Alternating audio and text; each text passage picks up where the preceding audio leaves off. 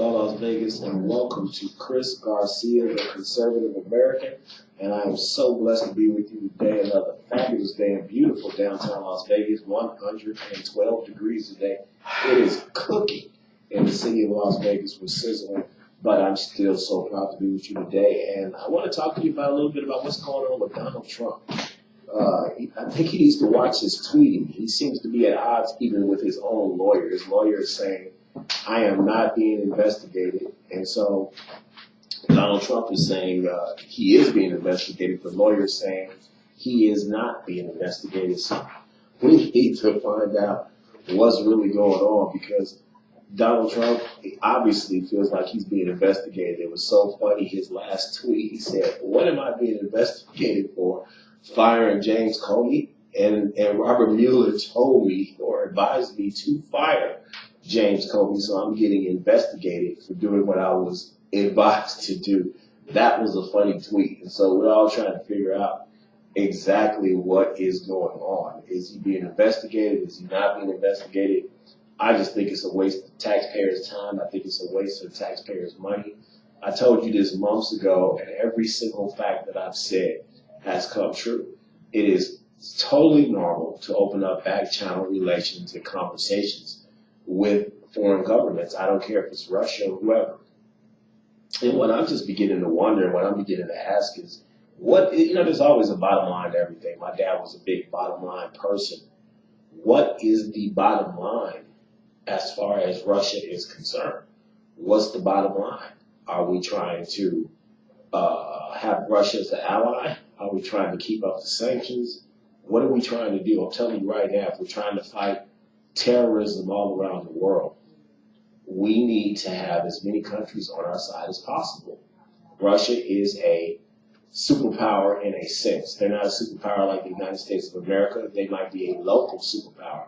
They're maybe not a worldwide superpower like the United States is, where our reach is all over the world. Our power is all over the world. Yet we need Russia. They have lots of resources. The KGB, of course, has boots in every country, including ours. They have a lot of sensitive information that the United States government, the CIA, needs to share with them. And, of course, we do all the time. We don't say that on TV because it's not a popular thing to do. But the Democrats know better. This is silly. No matter what Barack Obama did, and no matter how many sanctions that he put against Russia, to think that the CIA and the KGB, we were on the same space station together. We do a lot of things with the Russians. And for people to think that we don't have relations with Russia just because we come on TV and say Putin is a bad guy and we have sanctions against him, that's silly. Of course we have relations with Russia. Of course we do. They're probably the second most powerful country on earth. And to think that we don't do joint CIA, KGB things with them, to think that we don't have relations with Russia, is silly. Of course we do. And I don't know what this is all about. I don't know if they're just mad because they are not the ones that seem like they're breaking the ice. And when I say they, I'm talking about Democrats and some Republicans, including John McCain.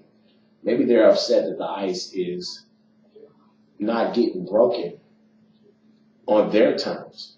Maybe they're not the ones that look like the heroes, or they're not the ones that look like the leaders, but who cares? Like I continue to say, is this about what's best for the United States of America or what's best for them in their pocketbooks? It doesn't seem like it's a popular thing for them to do, to have relations with Russia, but I think that it's very important. And who cares who starts the conversation? I don't care who it is. I don't care if it's General Flynn. I don't care if it's Rex Tillerson. Who cares who starts the conversation? It doesn't matter. We need to have relations with Russia. We need to talk to Russia. And there's no doubt in my mind whatsoever, that every administration that has come in has had back channel relations with Russia, has had back channel relations with China. I even think we have relations with North Korea. I think that it's absolutely silly for people to think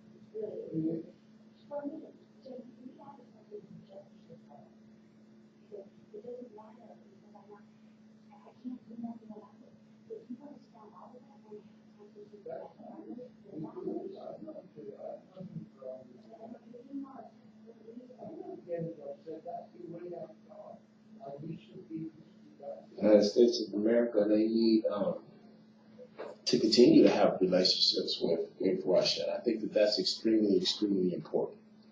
I think that it's silly that we don't have relations with Russia. It's absolutely dumb. It's absolutely silly. And who cares?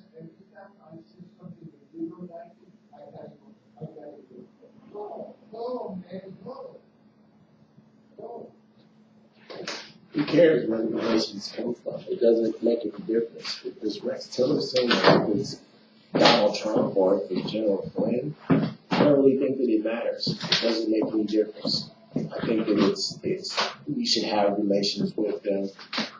We're gonna need them. We're gonna need the KGB. I think it's silly not to have relations with them. So I don't care who it is. I don't care what's going on. I think the United States needs to keep a relationship with Russia. I think we need to have an open communication with Russia. I think that it's silly. I think the United States needs that. So I think this is coming down to a witch hunt. That's what it sounds like. That's what Donald Trump has been saying. What is going on? Is it a witch hunt? What is this? What does it mean? What are they really after? I don't really see the point. And we're spending taxpayers' dollars to do this. It just seems dumb. I think we could be spending our money trying to do tax reforms.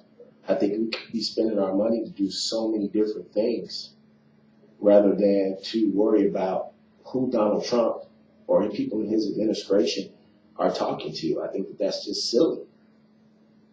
I think it's very important for the United States to have relations with Russia. I think it's very important for the United States to have relations with China.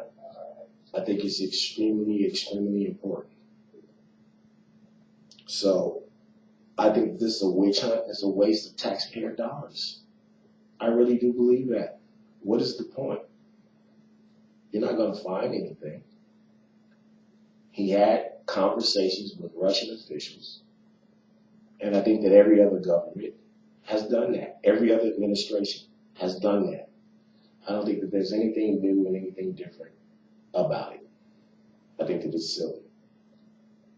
So I think the United States needs to get on the business about having tax cuts. The United States needs to get on the business about keeping our country safe, building that wall, and putting people out of this country that do not belong. Putting people out of this country that are here illegally. Putting people out of this country that are criminals and have come into this country illegally, committing crimes. Some of them have been deported 3 or 4 different times. The 2 people, one from Guatemala, I believe it was, and one from Honduras, that raped a little girl. I consider her a little girl. She's 14 years old in the city of Baltimore, who just the week previous was having discussions about being a sanctuary city. And a week later, we had 2 illegals that have been deported from this country 4 times each, committed a violent act, sexually assaulted and raped a 14-year-old girl in the city of Baltimore. And these people were having conversations and discussions about being a sanctuary city. I think that that's insane. And this is what happens when you go too far to the left. You know, common sense goes out of the window. It goes out the window. You have to have common sense.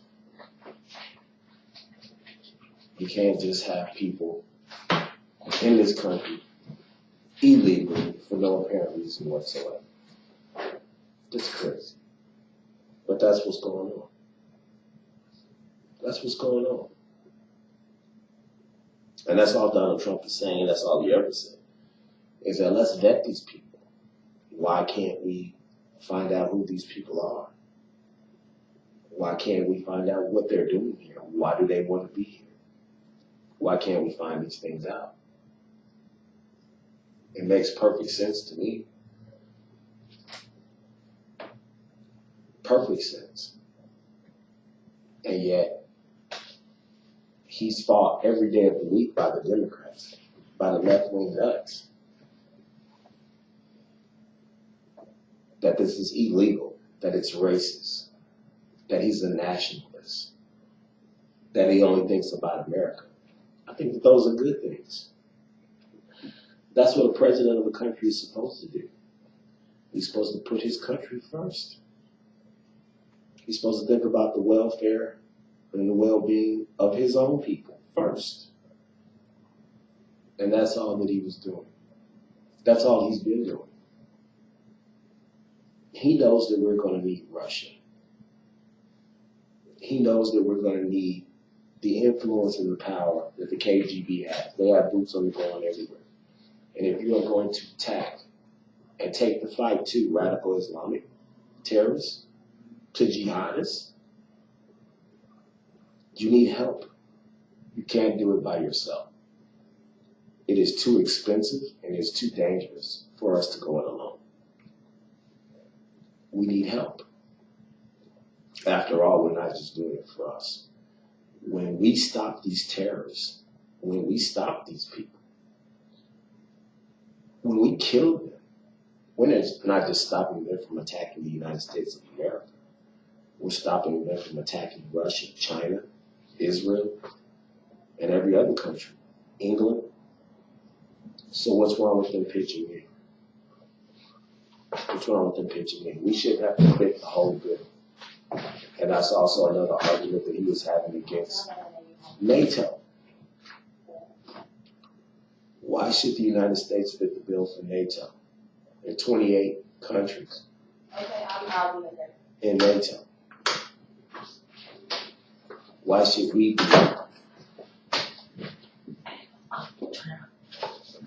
the only country that pitches in? Why is it there are other countries that are pitching in? 3 of the 28 NATO countries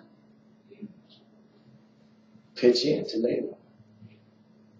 And of course, we spend the most. It's supposed to be 2% of your GDP. Well, of course, our 2% of GDP is much greater than everybody else's 2% of GDP. So we're spending an extraordinary amount of money to keep people safe all around the world. And yet they're not pitching in. I don't think that that's fair.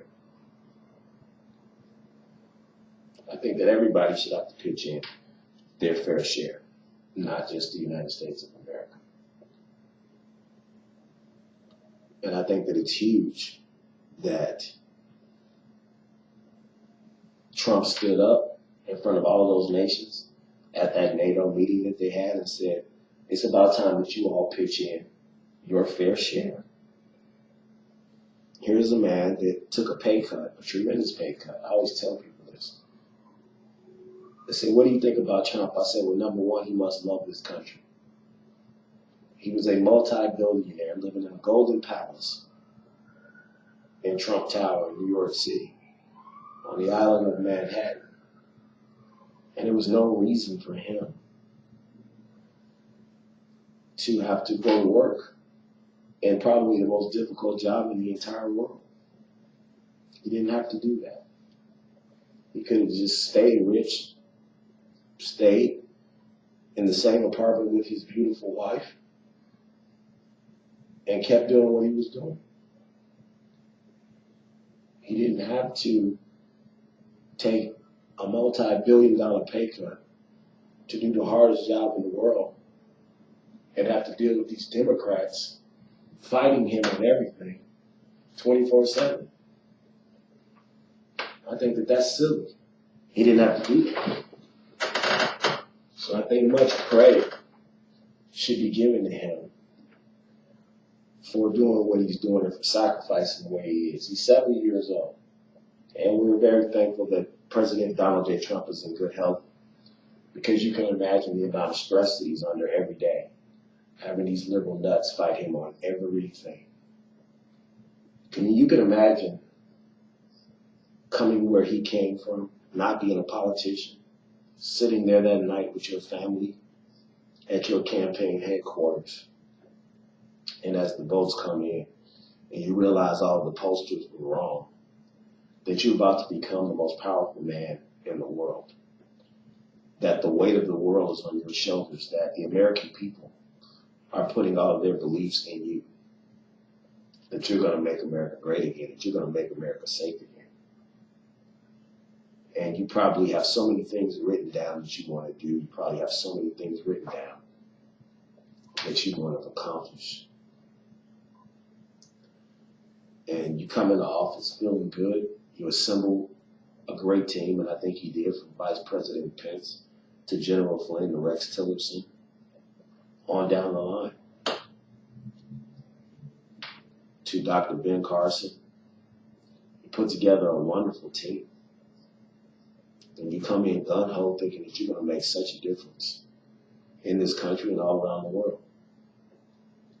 And then you get to Washington, D.C., and you realize that you're fighting a bunch of nuts who, I believe, could care less about this country. They could care less about this country. They only care about themselves.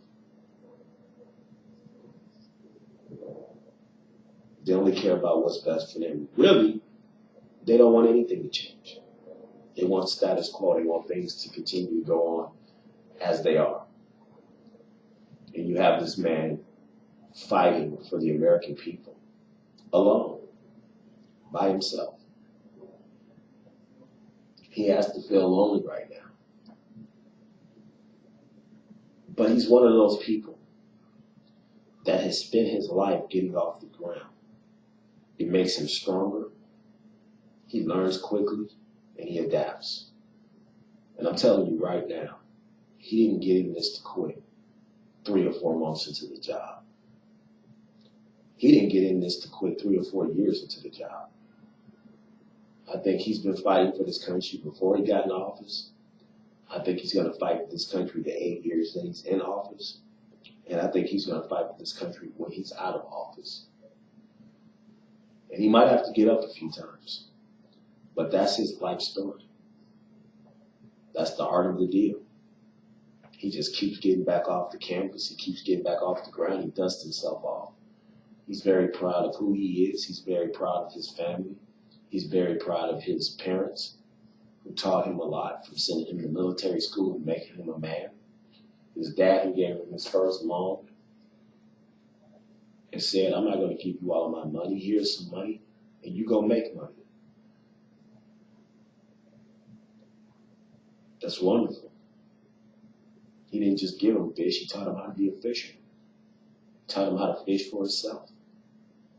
That's the kind of president that we have. So anybody that's doubting him and anybody thinking that he's going to go away, that's not going to happen. He's not going to go away. He's going to continue to fight.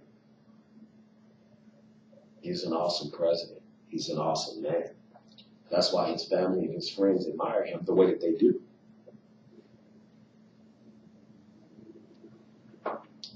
The American people believe in him. They believed in him enough that even though he had never held political office a day in his life, they voted him in to be president.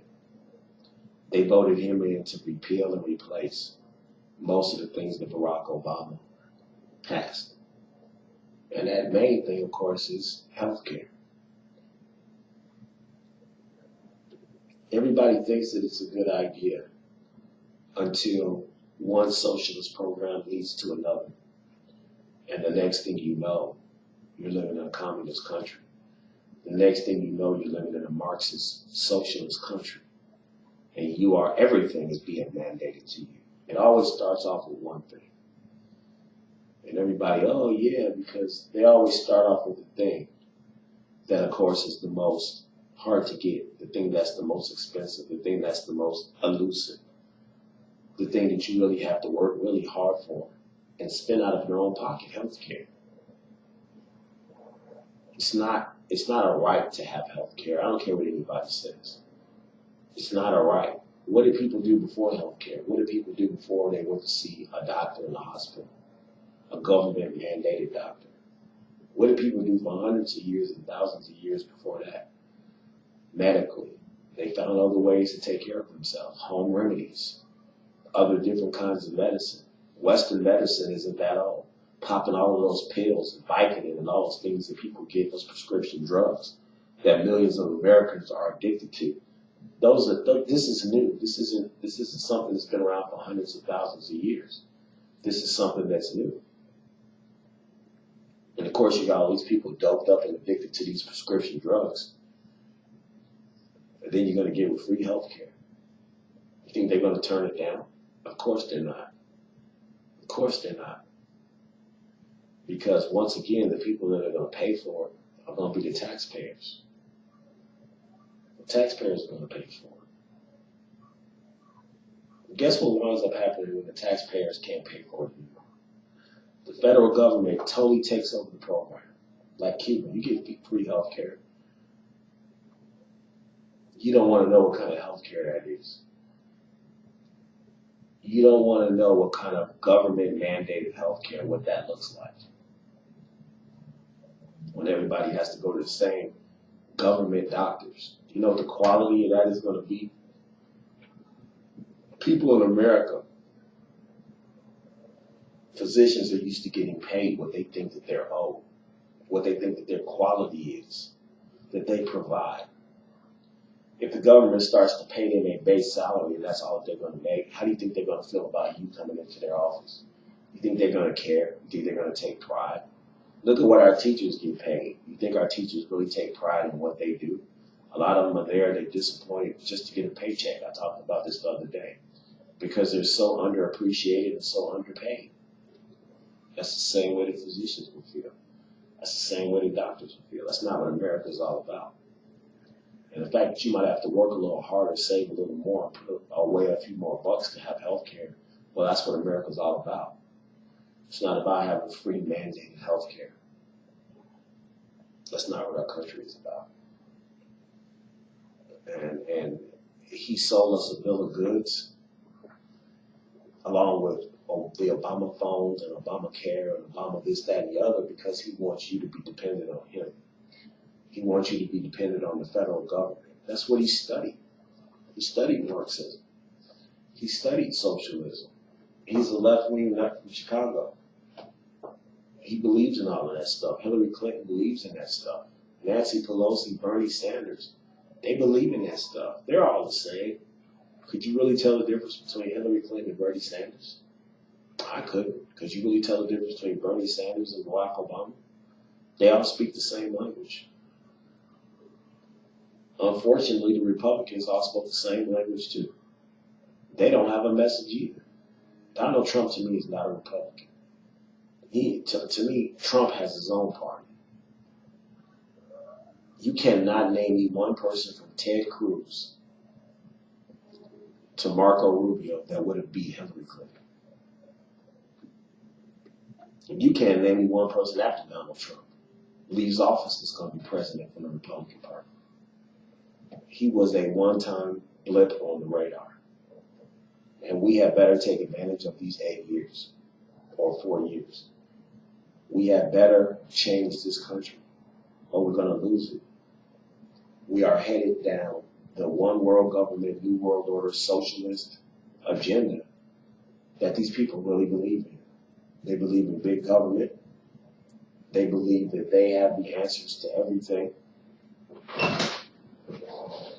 And they believe that that's the direction that the country should go. And so we have 8 years to change things. We have 8 years to make America great again. We have 8 years to make America safe again. If we don't, we are in serious trouble of losing this country forever. And it's a shame. And so those people that are fighting Donald Trump, those senators, those representatives, They're going to be up for election this year, next year, the year after that. Send a message to them. If they don't want to help, get them out of there. That's what we need to do. We need to send a message to them. We need to get them out of here. Republicans and Democrats alike. Maybe it's time for some fresh faces. But we need people that are willing to help Donald Trump in his mission to make America great again. We need people that put country first, not their pocketbooks, like the Clinton Foundation. We need people to stop doing witch hunts like they're doing right now. The president had a right to fire James Comey or whoever else he wants to fire. He's the president. He's the commander-in-chief. If that's his decision, then that's his decision, no matter when, no matter where. He felt like James Comey was not doing his job. And I think if anybody was obstructing justice, it was James Comey. After all, we all know about the servers that Hillary Clinton destroyed, that her husband destroyed in that airplane hangar when he met with the Attorney General. Off the record, what happened in that meeting? Was there justice on those servers, on those laptops? We'll never know. Did James Comey know about that? He seemed pretty nervous during the election that he knew something. I think that's what he was trying to come out and say, but there are very powerful people that don't want him to say it. That's not a conspiracy, that's politics. That's people trying to save their own behind. I want to thank you so much for listening today, once again. Stay tuned again in about a half an hour to Blue Laker and Cobra. Following that, you will have Conservative America with John Estrada. I want to thank you so much for listening. Once again, we stream live at www.radiotribune.com. And of course, we will be up on YouTube. Watch for all of our shows. Sometimes we put up a lot of shows towards the end of the week. But make sure you subscribe and push the bell. And once you do that, you might get 3, 4, 5, 6 shows that day. So we always don't put the shows up that exact same day, but we usually get around to them. And if you subscribe to Radio Tribune, if you subscribe to all the shows on Radio Tribune, and you push that bell to Conservative America with John Estrada, to Gordon Martinez, to Face the Tribune, all of those shows will pop up on your phone. You will get a notification. So make sure you subscribe to all the shows. Thank you so much for listening. Once again, have a fabulous day. God bless America. God bless our troops. And Godspeed to our President, Donald Trump. Thank you.